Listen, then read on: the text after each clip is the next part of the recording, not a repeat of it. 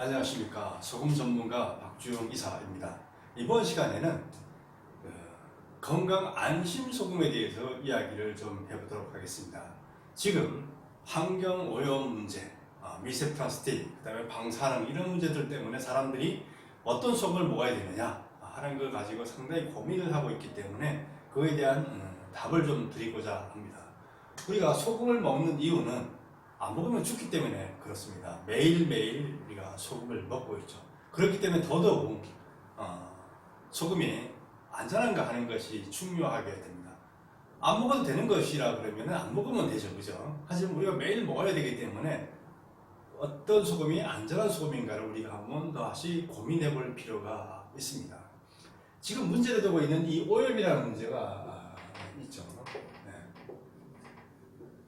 오염을 발생시키는 게 많이 있습니다. 우리가 매일매일 버리는 쓰레기들이 강을 통해서 다 바다로 가고 바다에서 또 버려지기도 하죠. 그러다 보니까 지금 바다 오염이 상당히 심각합니다.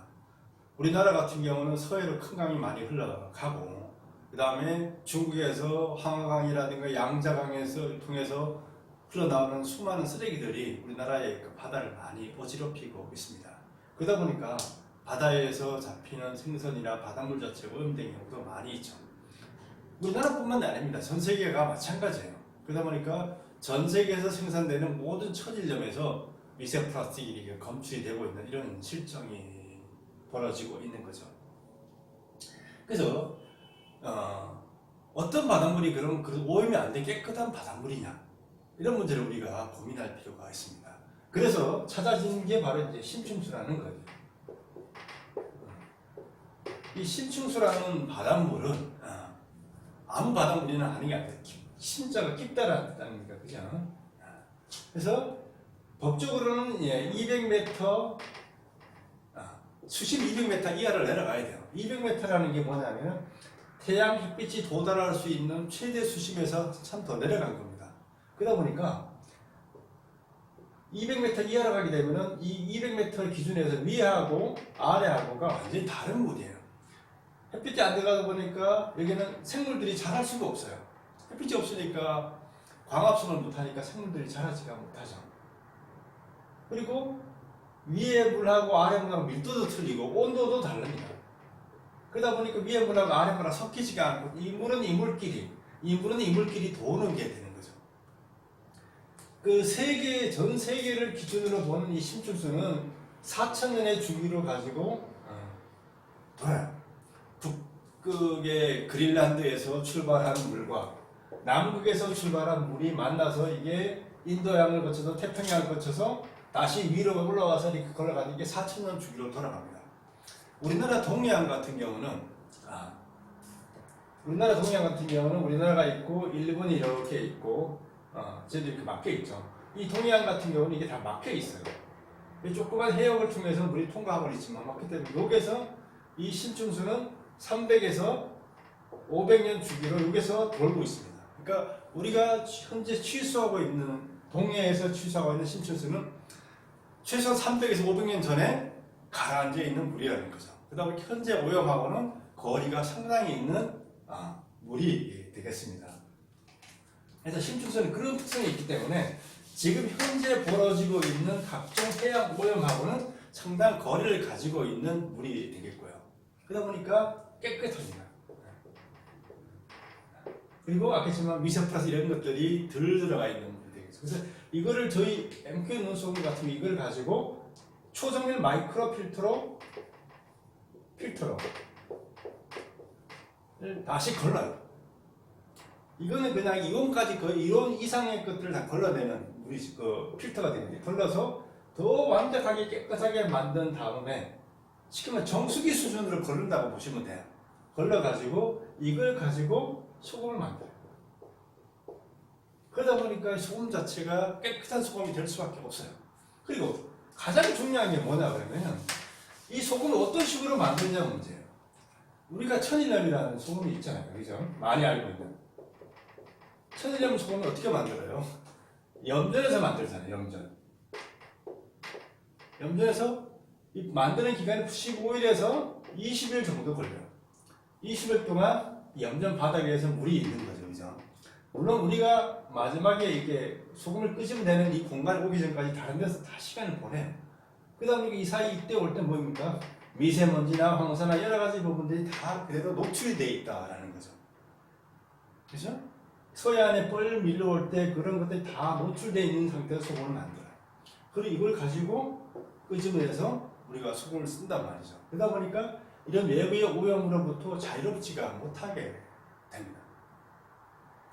그래서 전 세계 모든 천연유에서 미세 플라스틱이 검출된 이유가 여기에 있는 거죠. 그래서 우리가 이 오염이라는 부분, 그래서 자유로우려면 어떻게 해야 되느냐? 두 가지. 하나는 원료가 되는 바닷물 자체가 깨끗해야 되고, 다른 두 번째는 제조 공정이 깨끗해야 된다는 거죠. 외부 오염 물질이 들어갈 수가 없게 만들어져야 된다라는 거죠. NQ 눈소금 같은 경우는 이렇게 완전히 밀폐된 사각형 큰 방이에요. 이걸 전부 다 소나무 원목으로 다 만들어놨어요. 다 막아놨다. 여기에 심층수를 집어넣고 뜨거운 바람을 걸러가지고 집어넣어서 이 안에서 소금이 만들어져요. 이 안 만드는 과정에서 사람이 들어갈 수도 없어요. 그래서 이 안에서 소금이 만들어져서 소금이 눈처럼 내려 이렇게 쌓인 것을 끄집어내가지고 건조나 이런 걸 거쳐가지고 소금이 제품화가 되는 거예요. 그러다 보니까 외부 오염이 들어갈 수가 없어요. 이게 들어가는 공기도 필터를 통해 가지고 걸러가지고 집어넣어요. 그래서 우리가 생각하는 오염물질이 들어갈 수 있는 길을 완전하게 차단을 해서 소금이 만들어진다. 그러다 보니까 미세 플라스틱이 불검출된 소금이 만들어질 수가 있게 되는 거예요. 이 사람들이 요즘 최근 들어서 일본 이 나쁜 일본 놈들이 후쿠시마의 그 방사능 오염수를 바다를 버리겠다. 2년 후에 이제 버리겠다는 이제 얘기를 이제 하고 있잖아요. 나쁜 놈들이죠. 이걸 버리지 않고 어떻게든지 처리할 수 있는 기술을 찾아내야 되는데 기술을 못 찾아내다 보니까 이런 식으로 버리겠다는 얘기를 하고 있어요. 2년 후에 버리겠다는. 2년 후에 버리면 이게 바다를 가서 해류를 타고 미국까지 갔다 전 세계 돌아오는데 좀 시간이 얼마 정도 걸리겠죠. 이거 걸어가면 이건 어쨌든 간에 우리가 강하게 해서 막아서 이 물이 버리지 않도록 해야 되는 거예요. 그리고 버려지지 않도록 하는 게 이제 가장 우선 그걸 위해서 우리가 최선을 다해야 되는 게 우리가 해야 될 부분이죠. 이 안에 별도로 이제 이 심충수라는 바닷물 아까 말씀드렸잖아요. 일본이라는 나라가 이렇게 있죠. 후쿠시마가 여기 있어요. 대한민국은 여기에 이렇게 있고 이쪽은 이제 큐슈 해류가 이렇게 올라갑니다. 그래서 이 후쿠시마에서 혹시 버려진다고 했는데 이게 이제 바다를 타고 이제 미국에 가고 물론 어느 세월에 가면 이제 우리나라로 올 상황이 이제 벌어질 수 있겠죠. 그건 앞으로 몇 년 후에 일이 되겠고요. 그리고 이 심충수라는 건 앞에서 말씀드렸지만은 이 표충수하고 따로 도는 물이라고 제가 말씀드렸잖아요. 한국에 있는 심충수는 300에서 500년 전에 만들어진 물이라는 거죠. 그러다 보니까 설사 오염이라는 게 온다 몇 년 후에 온다고 해도 이게 심층수에까지 영향을 미치기까지는 수백 년이 지난 상황이 이루어질 수가 있어요. 그리고 가장 중요한 것은 심층수는 법으로 매 분기마다 쉽게 말해 3개월마다 혹시나 방사능 물질이 없는가 이거를 검사하도록 되어 있어요. 그래서 심층수 사업이 시작된 이래로 매 분기마다 정기적으로 방사능 물질에 대한 검사를 하고 있습니다. 조금이라도 수치가 이상이 발견되면은 바로 생산이 중단되는 도로 법으로 만들어져 있기 때문에 안심하고 먹을 수 있는 소금이 되겠다라는 것을 말씀드릴 수가 있습니다. 소금이라는 것은 되지만 원래 바닷물 자체가 깨끗하고 그 다음에 만든 제조 공정 자체가 깨끗하고 그 다음에 확실한 검사 과정을 거쳐서 만들어지는 소금이냐 이게 중요하게 되겠죠. 그래서 이 소금이라는 부분을 어떤 소금을 우리가 먹어야 될 것인가 라는 부분을 우리가 생각할 때 다시 한번 생각을 하고 따져보고 소금을 선택하는 것이 바로 건강에 가장 좋은 방법이다 라는 걸 말씀을 드릴 수가 있고요. NQ 눈소금이 가장 장점은 뭐냐 그러면은 이 바닷물 속에 있는 모든 미네랄을 100% 살려놨다는 거예요. 어떤 소금도 이 100% 살려놓지를 않았어요. 그러다 보니까 NaCl 함량이 다 95%, 99% 이렇게 돼요. 물론 95% 이하에 있는 소금도 있어요. 하지만 이 수분 함량 이런 걸 다 빼고 지금 계산해보면 다 95%, 99% 정도 돼요. 근데 알칼리 소금 같은 경우는 염도가 75% 정도밖에 안 돼요. 그러면 나머지 25%가 NaCl 말고 다른 미네랄로 구성이 되어 있기 때문에 우리가 미네랄 보충이라는 차원에서 생각할 때도 이런 소금을 먹는 게 건강에 훨씬 도움이 된다라는 것을 말씀드릴 수가 있습니다. 소금에 대한 불안감 점점 커지고 있는데요.